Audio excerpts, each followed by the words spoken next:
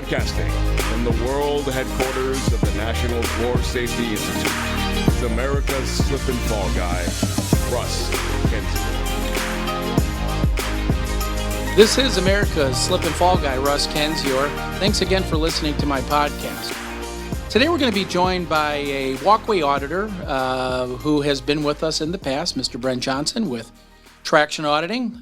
Brent was on this podcast prior talking about the role of a walkway auditor as employed by a business, by a company, maybe an insurance company, to take readings of floors, do an audit of a particular environment as to its safety and provide that information to a property owner. Well, much of what walkway auditors do is, well, on the flip side. Once a property owner is, somebody slipped and fell and files a lawsuit, walkway auditors, like Brent, are brought in to serve really the same purpose, just for a different reason. So welcome back, Brent. Glad to be here. Tell us about what happens when you get a call from an attorney saying, I need you to come out and help me on a case. How's that go? Well, the first thing we do is try to get a little bit more detail from them, make sure that there's no conflict in the case, and then just a background of what happened, where it happened, what were the conditions when it happened, things of that nature, before, just to arm ourselves before we go out there. Many attorneys, that's all they want to give. They don't give a lot of details in the case to protect us in our objectivity. Right. Why would an attorney hire you as a walkway auditor over, say, an expert witness, somebody who's an engineer or might have a training in engineering or something? But what's the motivation for attorneys to hire walkway auditors specifically? The biggest thing is conflict of interest. If you hire an expert witness that's going to provide opinions in the case, it's going to very possibly come down to, well, of course, they got those readings. That bolsters their case. In our case and situation, what we provide is objective information and objective evidence of what the coefficient of friction of that walkway surface is. And we do not offer opinions about it. Everything we do is tied back to national standards and the procedures in those national standards. Now, you are a walkway auditor certificate holder. In fact, you're an instructor, a trainer. Yes. For the NFSI that wrote that program. And talk a little bit about that, the certification, the background, the training that a walkway auditor may need or should need in matters involving litigation. Well, walkway auditors have a wider variety of education. I came from the safety background. We do walkway identification, types of floors, the proper flooring for a situation, how to clean a floor, how that works, be able to solve problems for people. When that comes into play in the litigation realm, then we've got a broader sense of knowledge than, say, an engineer that only looks at, was it the proper flooring or was there a failure in the flooring, things of that nature. And although much of what you do is relatively simple, you have to use the right equipment. You have to have the understanding of the tribometers, the floor testing devices, the standards that you're going to be testing to.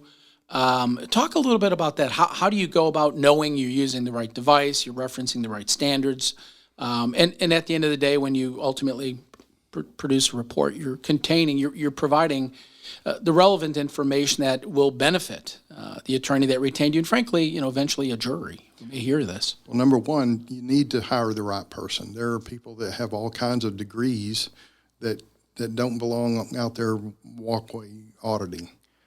For the simple fact that they're not familiar with that portion, but they feel like because they have a higher degree that they can do whatever they want. Look for somebody that is designated a walkway auditor. Number two, what equipment they use.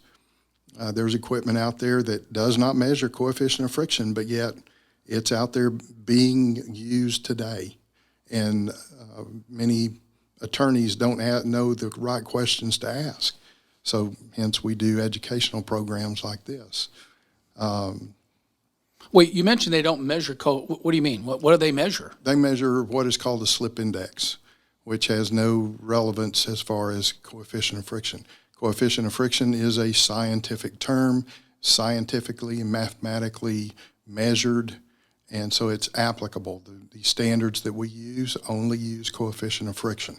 Okay, well, why would somebody use a device that doesn't measure coefficient of friction? I mean, what would be must be really good marketing. I can't answer that question other than the fact that they were in use before these standards came about, and people do not want to change.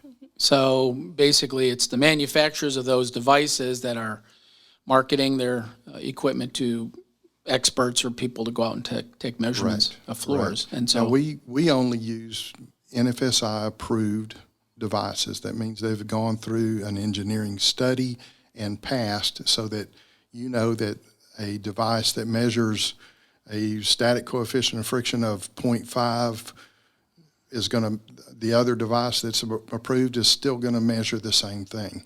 That's the reason for that approval process. I would suggest using only people that have a WACH designation, for the simple fact that they've gone through the training, they know how to use the devices correctly. I've worked on cases and seen cases where you have guys that they're not WACH certified, and there's video of them helping the device along. We just can't do that. That influences the outcome. One thing I say when I teach my class is it's all about the integrity of the user. You've got to have integrity, and which we insist on with the WACH designation in order to get that. And so whether they're helping the device along or not using the correct standard, not putting the correct solutions on the floor, all of those go into improper usage. So this walkway auditor, WACH or WACH designation, really is a minimum preparation to ensure that an attorney is bringing in someone that has that background, training, experience, knowledge to perform audits, to provide credible information, because at the end of the day, if an attorney hires someone that's not, it can really hurt their case. Absolutely. We've been up against people that did not have that designation, and they were engineers, and they totally botched the measurement of the walkways, and it just made our case that much stronger. Give me an example. One guy, he came in, he tested out of an entire field of tile, tested one spot on one tile and said, these floors are dangerously slippery, when they were, in fact, moderate traction. And that he didn't go very far. He didn't last very long. Yeah, well, understandably. Was that at the known location where somebody fell, or was it just kind of, okay. Yeah, but you never know exactly where someone fell, exactly what tile. That's why you have to test a variety of tiles and a variety of sample sites around that, so that you get a general idea of what the coefficient of friction was in that entire area. Because it may be different somewhere else? It can be. I test, a lot of times I'll test 5 samples in and around where the slip and fall took place, and then go to an entirely different area to do additional tests to see if they've, in fact, done something to the tile right there. Right. So that's an interesting point. So if you're going to be testing a floor, again, many times you're retained or brought in months or years after somebody fell. How is it when you test the floor and come up with a coefficient of friction value or range that you can somehow tie that into what happened 6 months, a year ago, maybe some cases multiple years ago? The person may have fallen 2 years ago. You test the floor today. Of what meaning does that data have? I mean, you can't really say it was the same today as it was then. Well, I can't, but what you look at is the circumstances. Is it the same floor? Is it the same methodology for maintenance? We actually had this go to an appeals court, and the appeals court looked at it and said, because they have changed nothing on their floor, they've not changed their maintenance, they've not changed how and what they maintain the floor with, it is substantially similar. And it was upheld on appeal that the flooring was substantially similar, and therefore the walkway audit that we performed was legitimate, scientific. Well, it's interesting. You could share a little bit about what that case was. Was there somebody was contesting, the other attorney of the other side was contesting your data, saying it was not valid? Correct. I was working for the defense at the time. The plaintiff appealed and said that we were not scientific because it was 2 years after the fact, that our methodology was suspect, that our tribometer was suspect, and all of those things went into that and in the appeal. And the appeals court found, because it was substantially similar, that everything we did fell under scientific method. So this has been tested by the courts? Absolutely.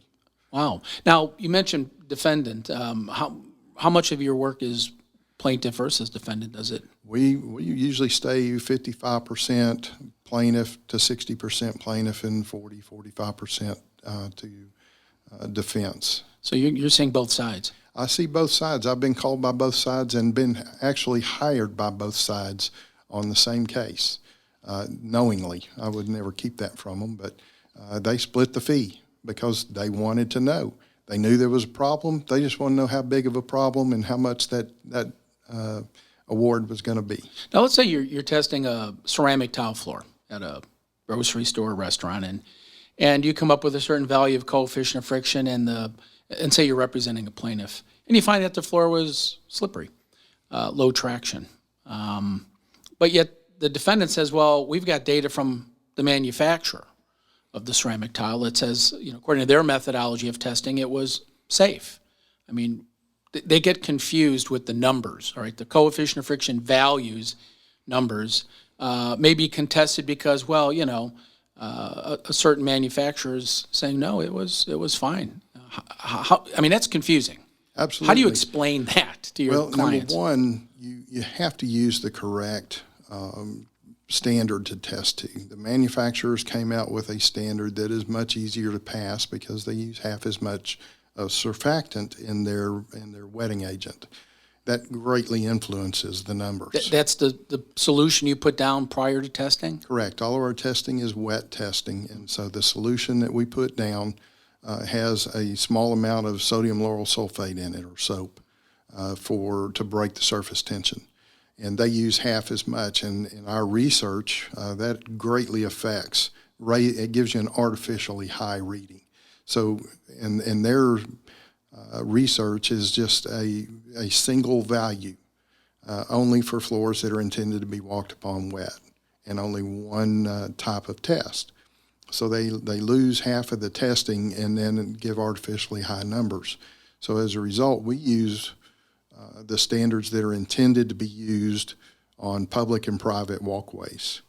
And that's the ANSI B101.1 and ANSI B101.3. We test to both static and dynamic coefficient of friction to verify, because they measure two different characteristics of the floor. And I know there's all kinds of standards produced by all kinds of organizations, including ANSI, which are the ones you're referring to, as well as ASTM.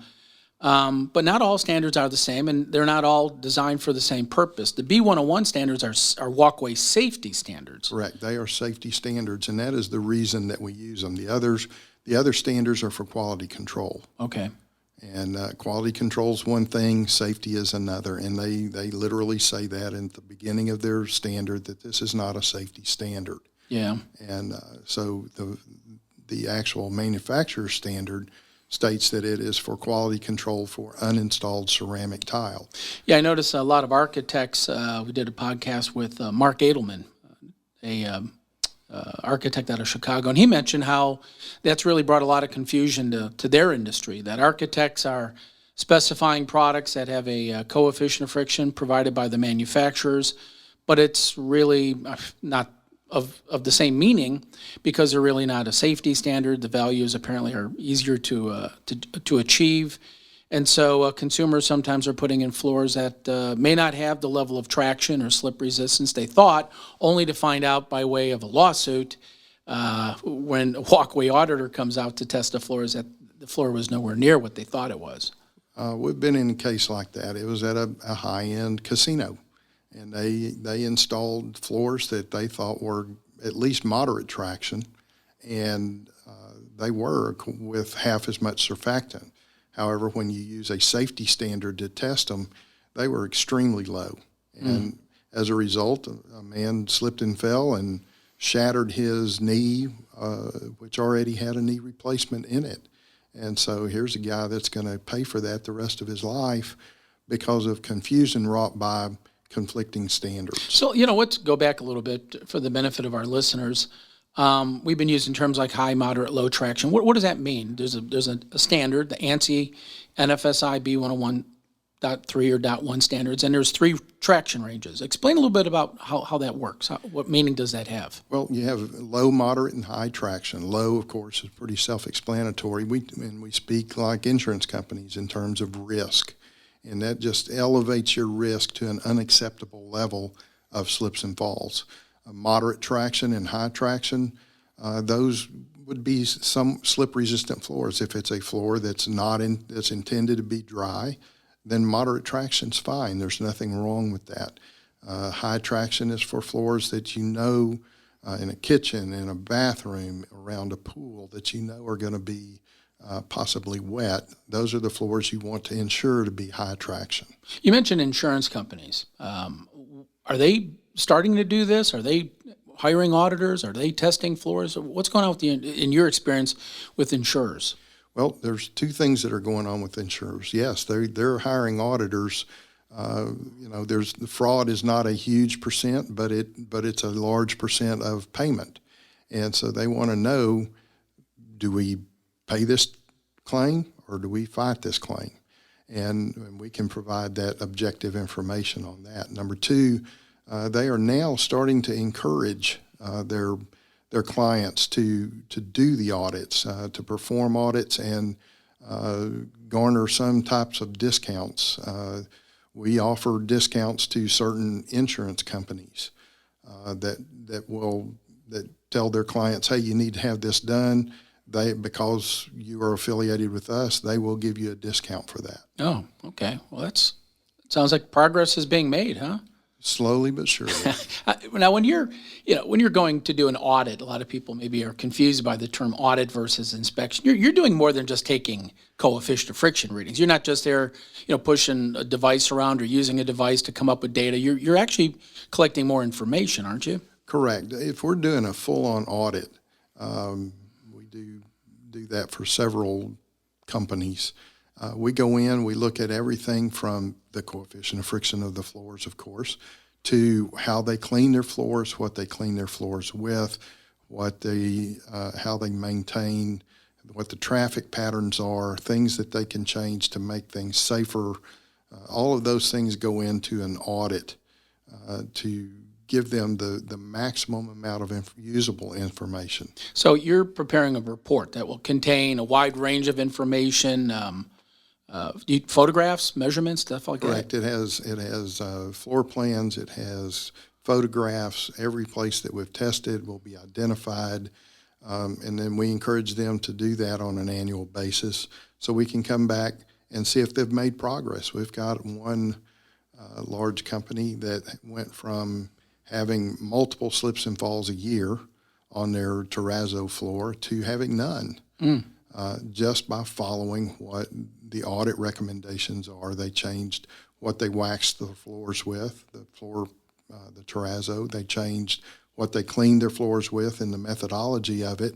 And then they test once a year, and we've documented they went from a low, moderate traction to a high traction everywhere in the facility.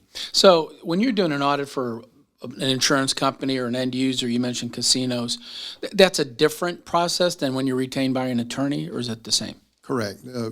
Most attorneys, they don't need all that extra information. We'd be happy to pass it along to their customer or their client if requested.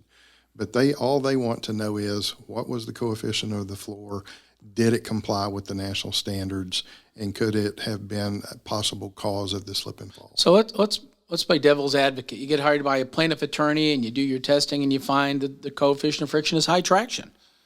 Or the opposite. You get hired by a defendant and you do the testing and say, this floor is very, very slippery. It's a low traction floor. You're giving them information as it is. How does that work with them? Well, that's the beauty of being objective. We're an objective third party. And I know that we've been hired by some plaintiff attorneys that thought this was going to be the cherry on the cake, on the top. And it wasn't, because the floor, it wasn't actually the cause of the floor. It was the footwear or what they were doing at the time, running and jumping into a store. Well, guess what? You can't do that when it's raining outside and you've got flip-flops on.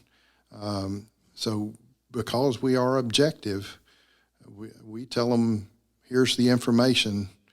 It may or may not be what you were looking for, but this is true and correct information. So when you prepare a report, you obviously, I guess, anticipate one day you're going to be deposed. Absolutely. I have to be able to take that report back out of the file a year later, 2 years later, and look at it and be able to identify where I tested, what I tested, why I tested there, have pictures of it to identify it, have a floor plan, so that, because all of those things, as you know, go to deposition, and you got to bring them all and be able to identify them and speak intelligently and knowledgeably about those areas. How about trials? Go to trial? I've been to trial, and it's the same thing as a deposition. I speak to objective language, what I saw, what I tested, what the results were, and then when they say, well, Mr. Johnson, what if? I don't give what ifs. I give what was.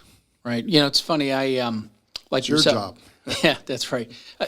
In our work as trainers for NFSI, we both share the same opinion, which is, hey, if you're going to go out and get involved in litigation, doing testing of floors, preparing reports, providing information to an attorney regarding litigation, just make sure you're doing it the right way, because you never know who might be on the other side doing the same thing, meaning me or you, yeah.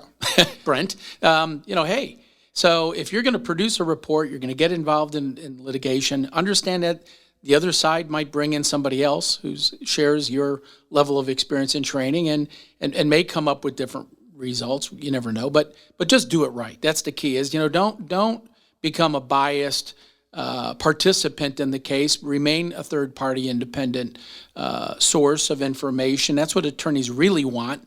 Just kind of give us the truth here. Don't tell us what we want to hear, because that doesn't necessarily help. We're many individuals that have not gone through the WACH or Walkway Auditor certificate holder program don't quite get that. No, they don't. They a lot of times are what we would call a shill for the one side or the other. They'll tell you whatever you want to know. Yeah. And that's when I speak to the classes that we teach. One of the things that I've expressed is the reason we started all this was to elevate the professionalism of what we do, because as you and I both know, the expert witness industry may not have the best name out there because of people like that. And unfortunately, they're out there. You get a guy that thinks he's all that, and he'll give you a 27-page report that's about 1 or 2 pages that's actually says what you need, has the information and relevance that you need. And so I tell them, don't try to tell them and show them how smart you are. That's one of the beauties of our report, is it is precise, it's concise, and it tells them exactly what they need to know in language that they can understand. One of the greatest compliments I've gotten from attorneys is, man, I can understand this. Because that's my job, is to make them understand it. Well, that's right. I mean, these cases generally are not complex. Don't make them complex. And coefficient of friction is a big term that the average person doesn't have a clue what that means. It's a decimal, it's a fraction. People get really lost with decimals. And so you got to take a scientific process, a method, test method, standards, and make it understandable to a juror who ultimately makes the decision whether or not the floor was in compliance or not. You mentioned a moment ago, and I want to go back to it, these testing devices, these tribometers. And there's seems to be, at least in my experience, kind of a boutique industry where certain manufacturers of equipment, at least in the past, have kind of created this market for expert witnesses. Hey, buy my device, take my class, and you too can be, a part of this exciting high-growth area of walkway auditing and become an expert witness. Is that something that you see a lot of or are familiar with? Well, I am familiar with it. Unfortunately, they're a small percentage. Now, the devices we were talking about that measure slip index, those have been around for a long time, since the early 90s. And so they've got a running start on their marketing, things of that nature. And the thing about it is most people, even people that use their devices, will interchange slip index and coefficient of friction. And that's unfortunate. For me as an expert or as a walkway auditor, when I see that and I see their report interchanging slip index and coefficient of friction, sure makes for an easy case. Well, I know there's standards, the ANSI, NFSI, B101.1 and .3 standards for measuring coefficient of friction and associating coefficient of friction with a particular traction level, high, moderate, and low traction. Are there any standards for this slip index? No, they're not. No standards and no way to correlate one to the other. So if somebody's going to act as an expert witness or take tests of floors and say slip index, I come up with a number and that value, that coefficient of friction, slip index value has a particular meaning. There's really no independent standard, credible standard to none support at all. that? None to support the slip index. All of it is scientific method using coefficient of friction. So as far as these devices go, you mentioned you use NFSI approved devices. Have you seen a difference in that, in types of equipment, specific devices that might provide more reliable, credible information, data? Let me explain. The NFSI approved indicates that device has undergone a very rigorous independent laboratory study where they take independent labs and they have to do the testing with the device and come up with relatively the same numbers from independent lab to independent lab. And that documents the fact that device A and device B read the same. That has never been the case before, and we have people that are still squawking, oh, you can't use this one or this one because they don't read the same. We have taken care of that at the NFSI with the independent laboratory study, engineering study that is required of devices that want to be approved. I've noticed in my work that few, if any, manufacturers of floors actually use these NFSI-approved devices. Instead, they use knockoffs or a particular device that, although is similar, is actually not the same as a NFSI-approved device. There's two portable devices, the TrackScan and the GS1. Correct. And I assume you use both of those? I've used both, yes. In your litigation work? Mm-hmm. Okay. Absolutely. Both of them, we have never been denied. So if somebody came along and says, well, I used another device, it's not NFSI approved, and I came up with readings and the readings were different. How do you when an attorney says, well, help me understand why your numbers are different than somebody using a different device? Well, the other devices, you don't know how they're manufactured. They have not undergone any independent studies to verify that they're even reading correctly. They may read higher, they may read lower, they may read all over the board, which is the experience that I've had coming up against them in a court of law. They're not real consistent and real precise in their measurements. They may be reading precise, but they're precisely wrong, and it demonstrates that in their variations Yeah. of their readings. Yeah, they're giving the same number over and over, but it's the wrong value. Yeah, The value is wrong misleading. value. They many times they use inferior parts to manufacture them, whereas the ones that have undergone the approval process, you don't get that kind of accuracy and precision using cheap stuff. Now, we're not talking about the, back in the day when you had a block of wood and a chain and you pull it across the floor and it gives a little dial indicator you got to kind of read. I mean, these devices you're mentioning are very sophisticated, robotic, right? All electronic. They measure to 2 or 3 significant decimal points. So we're talking, there's really been some major advances in the technology just within the last 5 or 10 years where this equipment has become very sophisticated, unlike older equipment, which, just a little bit more difficult to use. We've come from the block of wood or the elevator weight and the catfish scale, which was the ASTM C1028, which is long gone, to computerized. That computer can read and assimilate way better than we can. Can you still do coefficient of friction, pulling that weight with the scale? Yes, but not nearly as accurately. Right. And so we take the guesswork out of it. We take the influence out of it by letting the device do it. Can you still influence it? Sure, but you got to be wanting to do something wrong. Right, you got to go out of your way to influence it. Correct. Where in the past you could influence it and not even know it. And not have a clue that you're influencing. Yeah, you didn't know that. You've got one person that pulls it very quickly, one person pulls it very gradually. You're going to get 2 radically different numbers. Have you found, just in your work, that this is you're getting more and more lawsuits, getting more retentions by attorneys? You see an increase in that, or? Somewhat. What I'm seeing is an increase of being hired by the insurance companies to be sure that, hey, we either need to pay this claim or we need to fight it. They don't want to fight something and put a bunch of money into it that in the end they're not going to win. So if they can settle that claim immediately because it needs to be, then they will do so. Otherwise, hey, these floors, there's nothing wrong with them. They're great. Okay, we'll fight that one. How about the big guys, the big retail chains? You see any work from them? Is any the major industries that are affected by slips and falls, are they, to your knowledge, bringing in, hiring walkway auditors, independent guys like yourself? Are they doing testing? Are they testing their floors? A few are. Unfortunately, most of them, that's what we got insurance for. Yeah.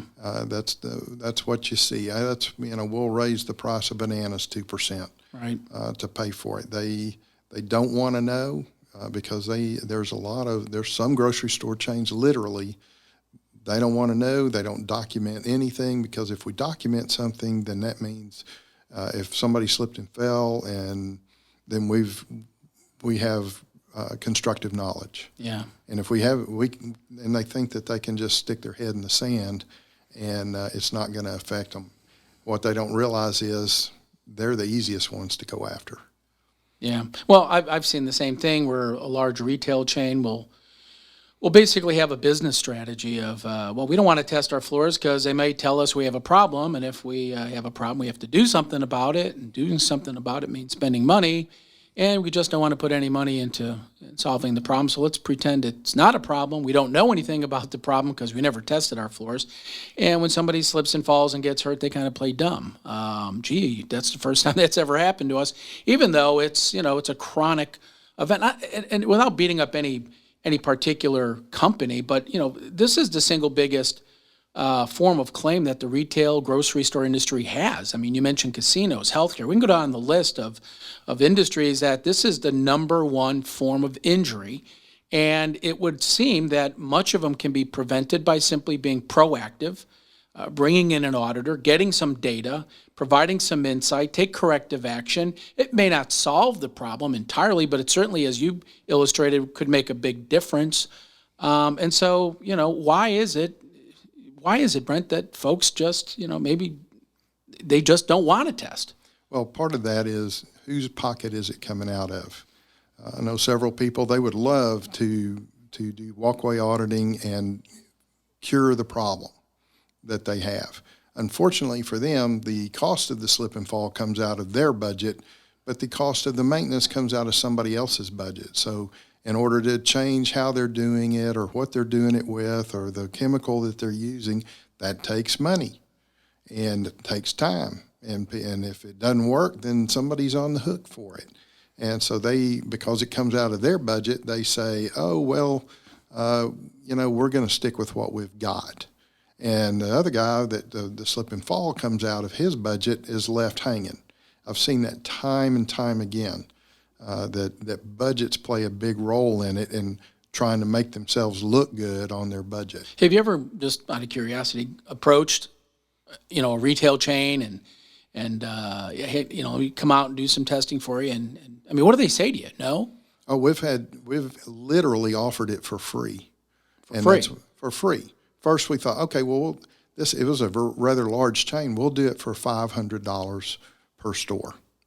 Then we said, well, I'll tell you what, we'll do it for nothing. They still said, no, thank you. Why? Because they don't want to know, because if you know, you got to do something about it. The unfortunate part is a slip and fall may, if it goes to trial, cost them $100,000 plus. Yeah. They could remedy everything for way less than the cost of one slip and fall. Sad, but welcome to America, where, like you said, and I agree, it's whoever's paying for it. And so if somebody falls, they have a large insurance claim, it's an insurance company picking it up. Whatever's remaining that maybe an insurer won't pick up, they simply pass that cost along to their customers. And that's Absolutely. The business model. I mean, so they accept falls, they accept injuries, they accept the costs associated with them. It's simply part of their business model. And sadly, those companies, I guess, are going to see on the back end when you're hired by an attorney. That is what we try to tell them on the front end. Do it ahead of time. There's a problem, and some are nervous. Well, what if you find out there's a problem? That's not a problem. You proactively went out, sought help, got help, cured the problem. There is no constructive notice now because you've done your due diligence. You went out, you sought independent. You sought out an independent opinion, and you cured the problem. So now, you're never going to eliminate slips and falls, but suddenly you have said, okay, we've done everything we can do to prevent them. And so, in my experience, when the numbers are in your favor, plaintiff attorneys don't even want to take the case because they only want cases they can win. Yeah. So with that, any advice to attorneys that are involved in personal injury cases, both plaintiff and defense attorneys? Any advice to them about the role of or importance of auditing? Well, the importance of auditing is, number one, be careful who you hire, because you can hire people, they'll give you all kinds of reports that are pages and pages and pages long that say absolutely nothing that affects your case because they have not been trained in walkway auditing. So hire a walkway auditing certificate holder. That goes a long ways because that's what they're absolutely trained for. Hire an engineer if there's a floor failure. That's great. But as far as testing the floor, you hire somebody that knows the standards, knows the methodology, and does it correctly. And that's plaintiff and defense. Either one. Hire somebody that's independent, that's not going to give you their opinion, but they're going to give you their objective information. Wow, good advice. We've been speaking with Brent Johnson from Traction Auditing, and I want to thank you for coming back today. My pleasure. My pleasure. We're here to educate people and let them know the best way to go about. Well, how would somebody go ahead and get in touch with you if they want to talk to you? Well, they can go to our website, www.tractionauditing.com. They can email me direct at brent.johnson@tractionauditing.com or call our number, and we will be there. And you may not hire us, but we're going to give you the information that you need one way or the other. Good. Well, thanks again, Brent. This has been America's Slip and Fall Guy, Russ Kenzior. Thank you again for listening to my podcast. Remember, make sure you make your next step a safe step. Take care.